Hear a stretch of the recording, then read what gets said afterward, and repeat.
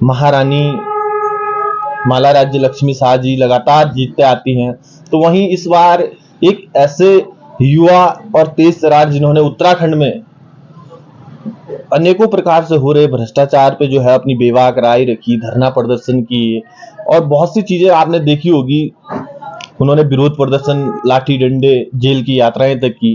क्या लगता है कि इस चुनाव में क्या कुछ रहने वाला है? हमारे आम लोगों ने जो है अनेकों राजनीतिज्ञों को चुना है, राजनीति में नए नए चेहरों को चुना है, लेकिन जिन लोगों ने चुना है वो अपने स्तर पे जहां है वहीं के वहीं है, लेकिन जिन लोगों को हम चुनते हैं वो कहीं ना कहीं एक बहुत बड़ी उछाल के साथ जो है क्षेत्र से गायब से हो जाते हैं।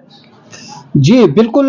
मैं ये कहना चाहूँगा कि हमारे यहाँ से जितने लोगों ने भी प्रतिनिधित्व किया अभी तक, उनके जो वो देहरादून के निवासी बन जाते हैं।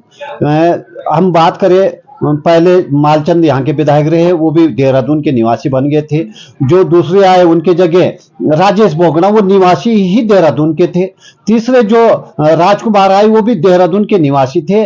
चौथे इस समय जो जीते हैं दुर्गेश्वर लाल, वो अब चुनाव जीत गए हैं और उसके बाद वो भी देहरादून के निवासी बन जाएंगे। मुझे यहाँ के छोटे मोटे जो भी प्रतिनिधि, तो हर प्रतिनिधि ने पलायन किया है, और पलायन सिर्फ उन्होंने नहीं किया, पलायन यहाँ की जो यहाँ का विकास का जो एक मॉडल था वो ही इनके साथ पलायन कर गया। मतलब विकास की यहाँ बातें ही नहीं होती हैं, यहाँ सिर्फ छपुटे की बात होती है। जब भी हम विकास योजनाओं की बात करेंगे या कोई नेता अपनी उपलब्धियां गिनाता है तो छपुटियों को गिनाता है कि मैंने ये यहाँ से वहां तक छपुटी बनाई, यहाँ से वहां तक छपुटी बनाई। कोई नेता ये नहीं बोल सकता कि मैंने एक बड़ा पुल बनाया, और पुल बनाया तो वहां बनाया जहां जरूरत थी।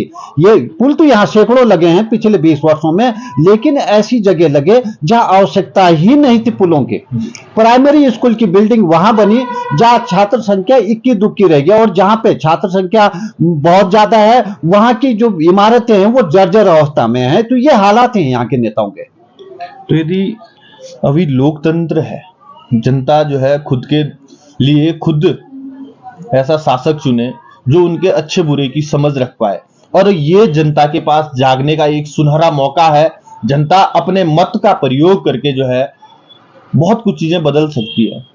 क्या लगता है कि जनमानस क्या जनादेश देने वाला है? देख, बिल्कुल जनादेश तो देने वाला है। उससे पहले मैं एक बात बता दूं कि जब भी किसी को कष्ट होता है, या हमारे जो गुरु होते हैं या ब्राह्मण होते हैं वो मंत्र देते हैं जपने के लिए, कभी शनि मंत्र, कभी भगवान विष्णु का मंत्र, तो उसी तरह का जो जाप किया है भारतीय जनता पार्टी ने भगवान श्री राम का, उसका प्रतिफल उन्हें मिला और वो सत्ता पे काबिज हैं।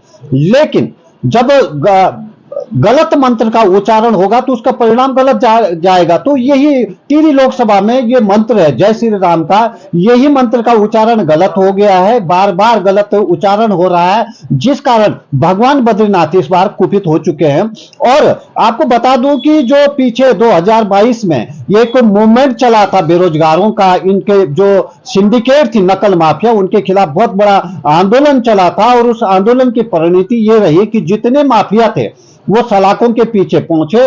उसके बाद एक परीक्षाएं हुई, फेयर हुई बिल्कुल, और लोगों के बच्चे चयनित हो रहे हैं लगातार सरकारी नौकरियों में। तो इसका श्रेय बॉबी पवार को जा रहा है। तो निसंदेह इस बार जो यूथ है वो पूरी तरह से बॉबी पवार के साथ दिख रहा है। ये नहीं कि मैं निजी तौर पे कह रहा हूं, ये ग्राउंड रिपोर्ट बोल रही है जो हम ग्राउंड पे हैं। यहां तक ये हो रहा है कि जो बुजुर्ग लोग हैं जो भारतीय जनता पार्टी से जुड़े हुए, उनकी आस्था है बीजेपी के साथ भगवान श्री राम की वजह से, तो वो जो यूथ है, जो उनके बच्चे हैं जो देहरादून में पढ़ाई कर रहे हैं, उनको कन्विंस करते नजर आ रहे हैं कि नहीं, अब की बार परिवर्तन होना है। और नारा तो यहां तक दिया जा रहा है कि मोदी तुझसे बैर नहीं और रानी तेरी खैर नहीं, ये सुनने को दिखाई दे रहा है ये नारा। तो आप खुद समझ लीजिए कि आक्रोश, और एक अकेले रानी के खिलाफ आक्रोश नहीं है, या वजह बताऊं रानी के खिलाफ क्यों आक्रोश है, कि रानी को जो टिहरी लोकसभा की जनता है वो पहचानती ही नहीं,